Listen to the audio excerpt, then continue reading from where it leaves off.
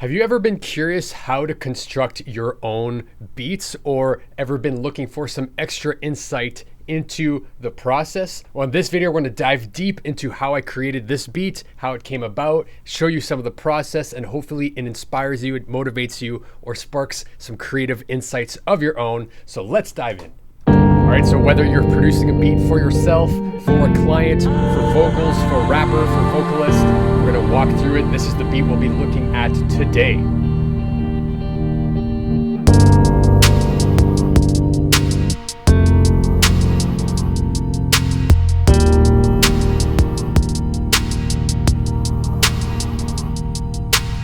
Let's dive in. Hey yo, it's Alex from Metamind Music, and with this channel, it's my mission to help musicians produce themselves by developing their mindset, expanding their creativity, and connecting to their inner artist in a deeper way.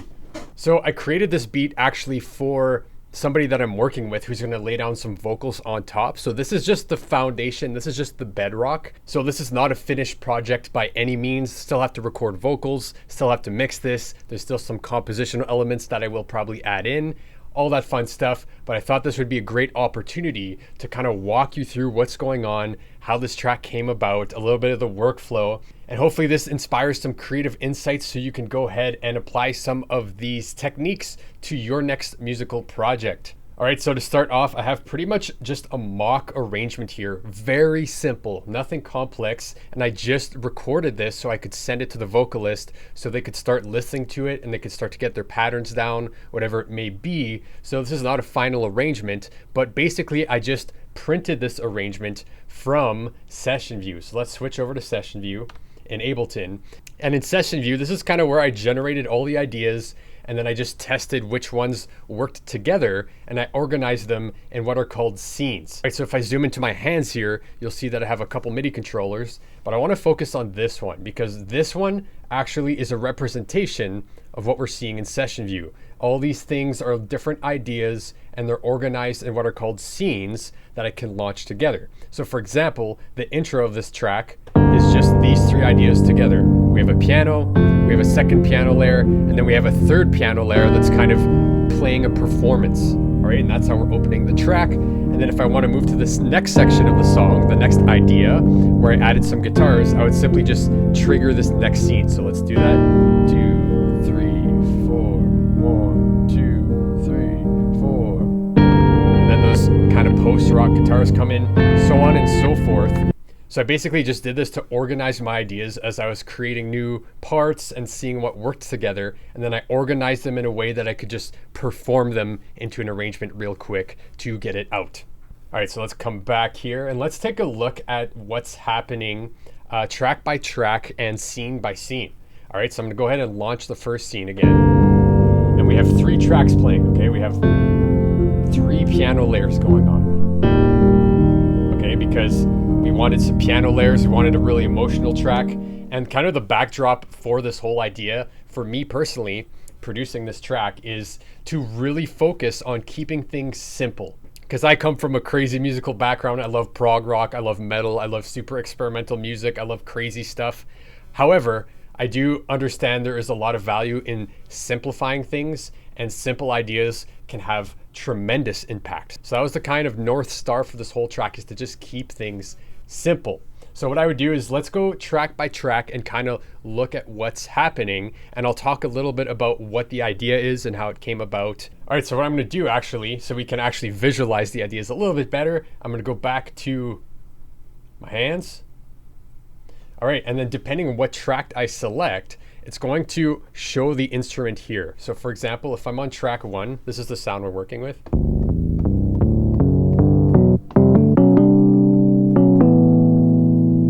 Right, it's a cool kind of piano, kind of synthy sound that has actually a chord built in already. But with the pattern that we're playing, it sounded really cool when I was playing octave. So I'll solo this, plus play it. So this is what's going on. I'll put on the click. Super simple. All right, so the key of this song is in G minor. So I'm gonna go ahead and select that on the push, just so we can see how it sounds.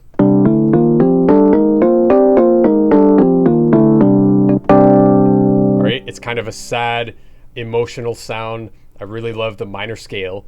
And a quick lesson on what the minor scale actually is. All right, so I'm actually going to switch to G major because it's a very useful way to actually understand what the minor scale is. Just imagine that all the keys that are lit up here is the G major scale, right? So sounds a little bit trippy with that extra chord harmony on top. All right, sounds a little bit trippy, but all of the white keys are basically your typical do, re, mi, fa, sol, la, si, do. So basically to get a minor scale from that major scale, all you have to do is flatten the third, the sixth, and the seventh. And what do I mean by flatten? Is basically lower it a half step from the major scale. All right, so if we look at our major scale, we have 1, 2, 3, 4, 5, 6, 7, 1. So we would simply have to flatten the 3, the 6th, and the 7th to get the minor scale. So 1, 2, 3, we're going to flatten this 3 here. 4, 5, 6, we're going to flatten this 6 to the flat 6, and then 7, and we're going to flatten the 7 as well. So all together, 1, 2, flat 3, 4, 5, flat 6, flat 7, 1. All right, so that's just a quick little lesson how to get to the G minor scale from the G major scale, or any major scale that is. All you have to do is flatten that 3, flatten the 6, flatten the 7, and you can transform a major scale into its equivalent minor scale. All right, so let's start out by looking at the idea that started out this whole track. And it started off in the lower octave, just holding an octave of the root note, so the G.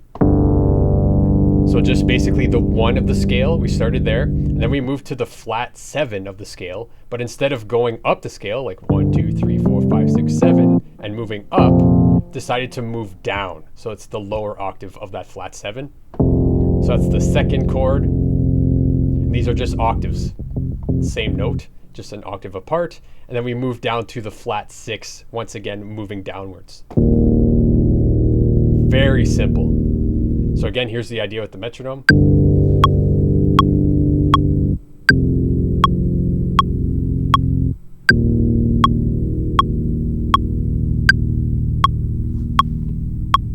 All right, so let's move on to the second idea that actually came about, which is using this piano sound. And again, kept this extremely simple and just found some cool intervals to play on top of that other piano idea.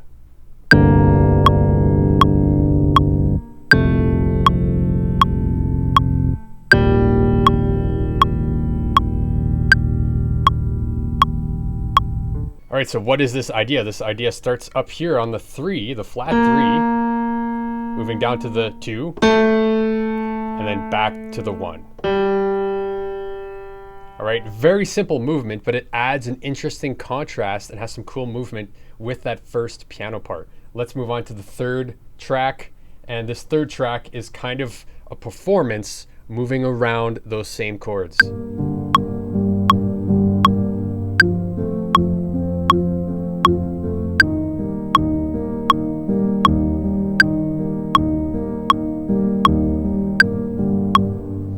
And I just wanted to have a little bit of performance flavor. I'm not a great pianist by any means, but I did want to have that piano playing going down. And instead of struggling, I just decided to use Scalar 2 to go ahead and do that.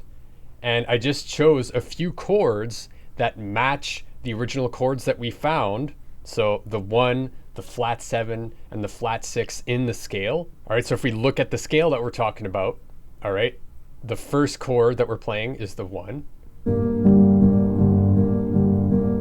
Right, and then we're moving to, what was it? The flat 7.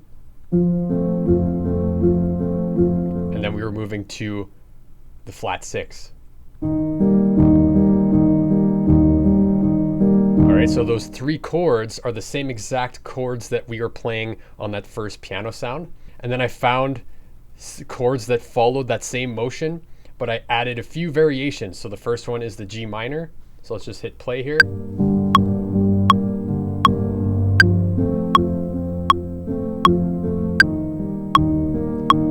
All right, and if I play that with the first idea that we had, solo it together.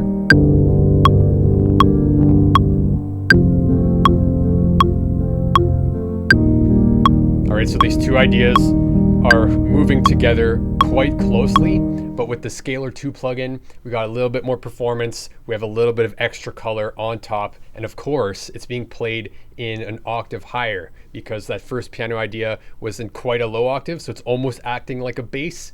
And then this is acting as a little bit more of the melody, a little bit more of the color. All right, so that's the first 3 ideas in the first part of this track. So let's move on to the second scene, all right? And in the second scene, the only thing that got added is these 2 ideas. All right, so these 2 guitars, I actually recorded my amp and I used a really cool reverse delay effect that you can hear on it. And again, these are just following the same chords as our other ideas, but in a complementary way. And these 2 guitars are panned far left and right, and they actually play the exact same thing except for the last chord on the second bar. So listen closely.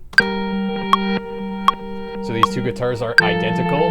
There's that reverse delay on it, timed with the same metronome, so it's moving with everything. Playing exactly the same thing, except for this last chord coming up right here. One's going down, one goes up.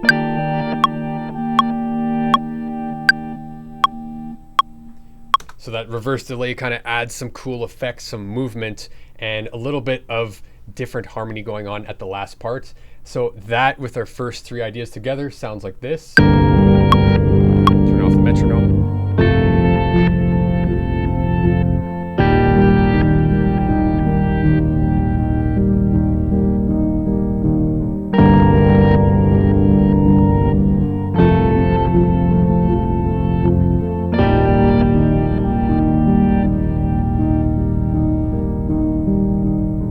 So there you have it. Very simple ideas, nothing complicated going on here, but the space and the effects on the guitar, the performance on the Scalar 2 plugin really just gives a little bit of movement, but everything is moving together harmonically. So it's just super simple, but very powerful.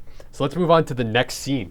In the next scene, we actually took away that Scalar performance, kept everything else, but then we added a vocal sample. So let's play this.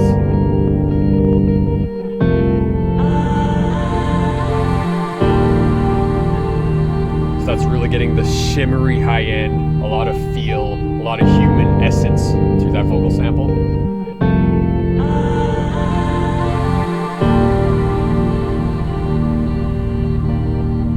So let's look at that vocal sample a little bit more in depth. All right, so let's dive a little bit deeper inside this vocal track and see what's actually happening. I turn the metronome back on and let's jump back to my hands here. And what I did here is super simple. Basically, all I did is I went into Ableton's sample library, the one that's built in. I found a female vocal sample, and then I just basically converted that to a drum kit so I can play the vocal samples, and then I just literally made duplicates and then pitched them up to match the scale that we're working in. And just by itself, it kind of sounded kind of naked. So this is what it sounded like, just triggering the vocal samples without anything else. So here's the click track.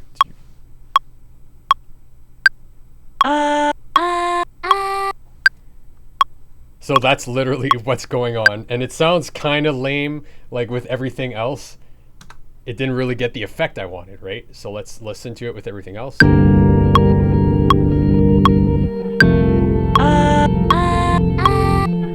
Right? It's kind of lame. I don't know. It's kind of just too dry and it cuts off very short. So I was like, we need a really long tail. We need to extend this and we really need to have some sort of texture to separate it. All right, so I threw on this Valhalla Supermassive, which is actually a free plugin. So if you don't have this one, definitely grab it. It is amazing that it's free and it's just such a powerful, cool, granular, textural, like delay reverb plugin. And this is what I decided to use to really add a long tail to those samples, to really add some texture, because the original sample was just not enough, obviously. And I have the mix way up here so that we're hearing mostly only the delay and the reverb. 80% of the sound is the delay and the reverb, and then the other 20% or so is the original vocal sample. So it really gets drenched in the reverb. It really gets drenched in that new space. And I also, what I did is I filtered out a little bit of the low end frequencies and a little bit of the high end frequencies so that doesn't interfere with all the other instruments we have on, because the reverb is intense and we don't want the low end of that reverb to cover up everything else. So I'll solo this and we'll listen to what the sample sounds like with this reverb on.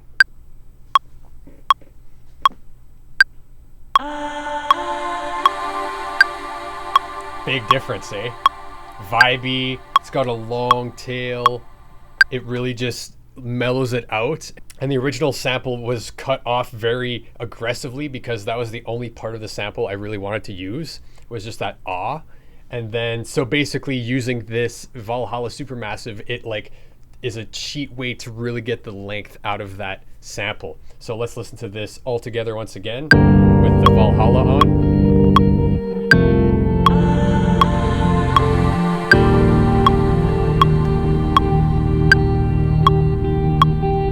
Makes a huge difference with that effect. And secondly, these guitars, let's solo them, instead of just being what they were in the last scene, which I'll show you right away. So let's stop all these. So this is what the guitars were doing, just plucking a chord, letting the delay ring out, right? But in the second part, in this next scene, a little bit more movement. It's not just hitting the chord, I'm actually plucking the guitar a little bit more. So that's another subtle difference between these two scenes. All right, let's move on to the next scene. All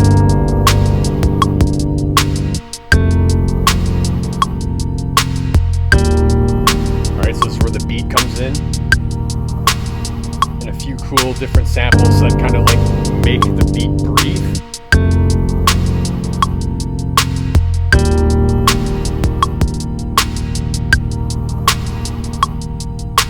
All right, so those two first pianos that we came up with right at the beginning are still going on, but we actually cut out the vocal sample and we cut out the guitars to make more room for the vocals, because there's vocals going on top of this. We want to be mindful of that and make sure that we don't clog up all the space, and that it creates a little bit more dynamic for the verse, right? So there's less going on for the verse. The vocals become the focal point and the beat comes in, right? So let's look at that beat. Speaking of beats. All right, so that's the beat we have going on. Let me go to my hands.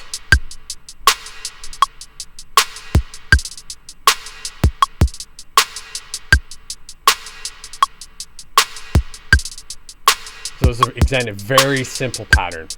Nothing complicated, but it fits very well with the vibe of the song. All right, so if we look here, this is the drum kit. This is all the drum elements. And I didn't use a lot of those samples because all I really wanted was this. I really like the kick snare and the hi-hat sound.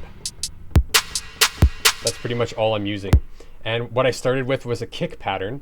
So with the metronome on, every time you see that the sequencer moves forward, you'll see it hit these drum pads. So I just penciled these in instead of playing it because I knew what drum kick pattern I wanted.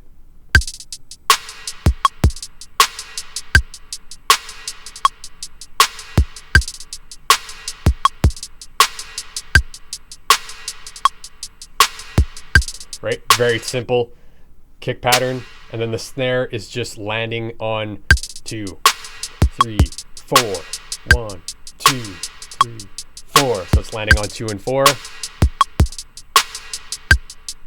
So I just penciled these in. And then the hi-hat pattern is that typical kind of trap hi-hat pattern. And how I played this, I actually played this in instead of programming it. And what I did is I used the repeat function on the push 2, where I can just hold a pad and it repeats depending on what selection I have here. So I was just cruising on the 16ths, and then every so often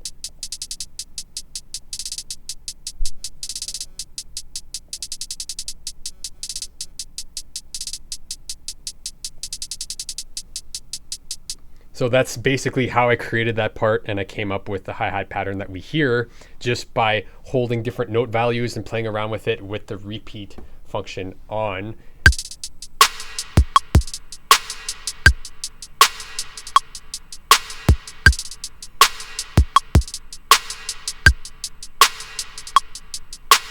Again, always trying to keep it simple. That was kind of the North star, the guiding light of this whole track is to keep things super simple. And yeah, just jammed around with that setting and got some hi-hat rolls that I really liked for the main beat. And that's that. Super simple. All right, so we also had bass that came in when the beat drops. So let's listen to that bass.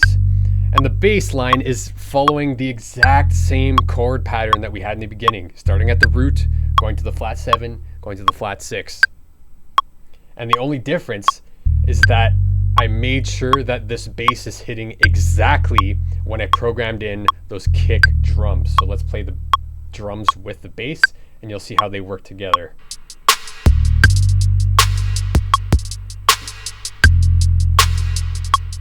So notice every time there's a bass note that's hit, there's a kick drum that's there to support it.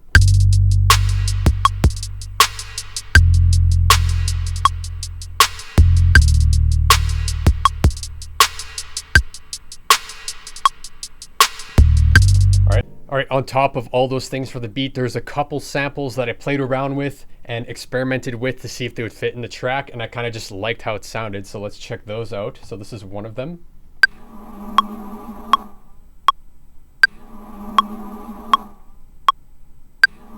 Super simple. It's literally just this weird, sounds like a breathing noise, this weird thing that draws your ear in, and it matches the timing of our drum and bass.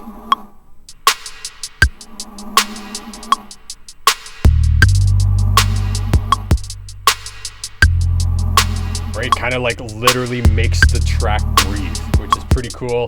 I kind of liked how that sounded. And then the other sample we have is this. Literally just one note being held, but it has a vocal quality.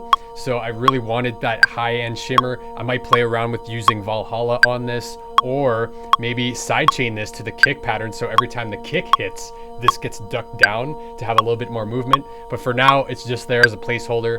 All right, so I'll just pop out those samples and pop them back in so you can hear the kind of textural difference that it brings to the track without getting in the way of anything, without overcomplicating anything. So I'll just A/B that for you. So this is without them.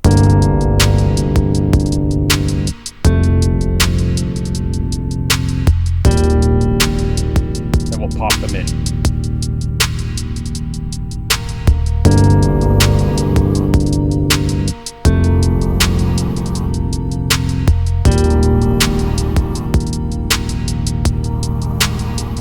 And when I mix them, they probably won't even be that loud. It'll be a very subtle move, but subtle moves make a huge difference.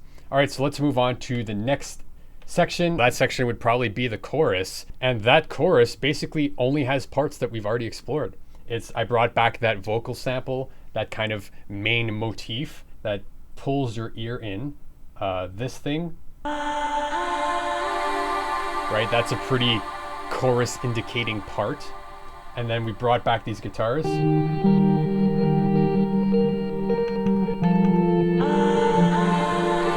we took out those other samples that we had going on in the last scene, and that's your chorus.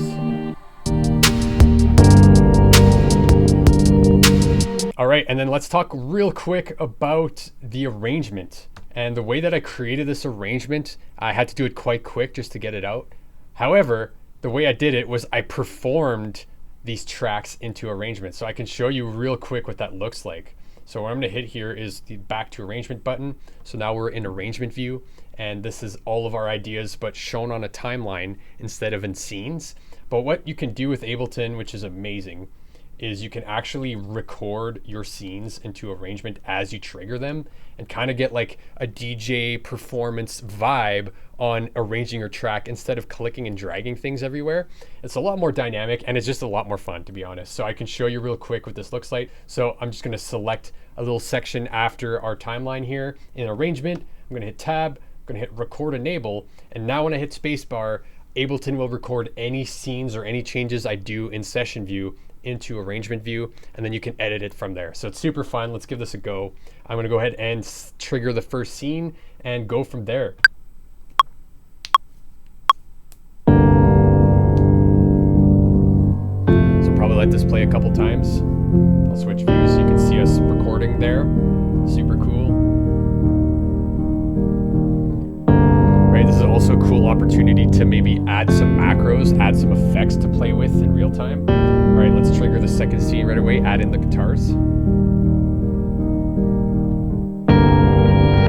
Still building up. I'm gonna trigger that vocal sample so we get that in the ear. So it'll come in.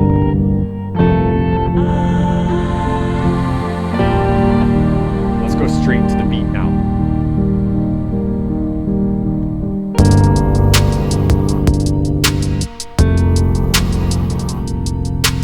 What I'm gonna do is I'm gonna mute that drum kit right here. Just tiny things like that.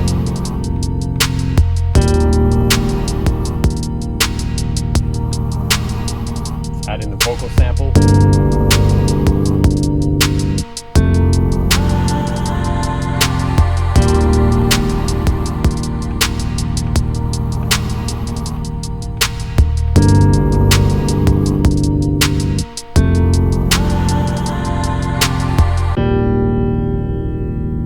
Dynamics, and let's trigger the whole scene.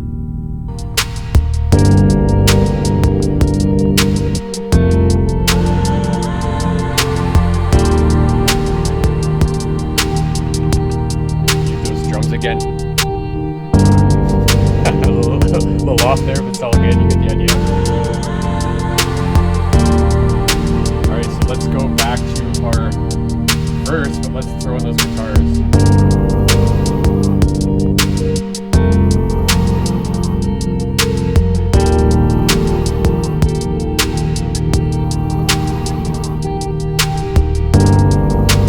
Them actually a little bit off time, but I kind of like what happened.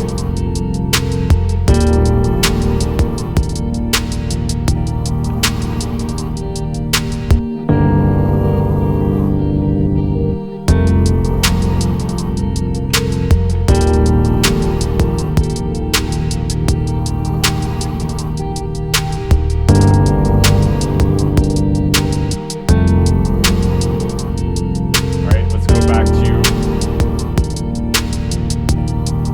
adding the vocal sample. Let's add in the piano performance.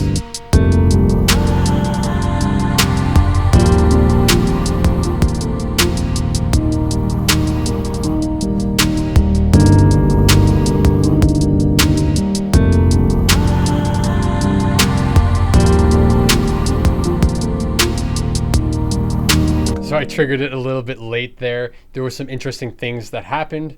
But the cool thing is I can go back into arrangement, and let's say at the end there, I didn't like when I triggered that piano performance. You can just go in here and move it over like magic. So let's move this over, line it up.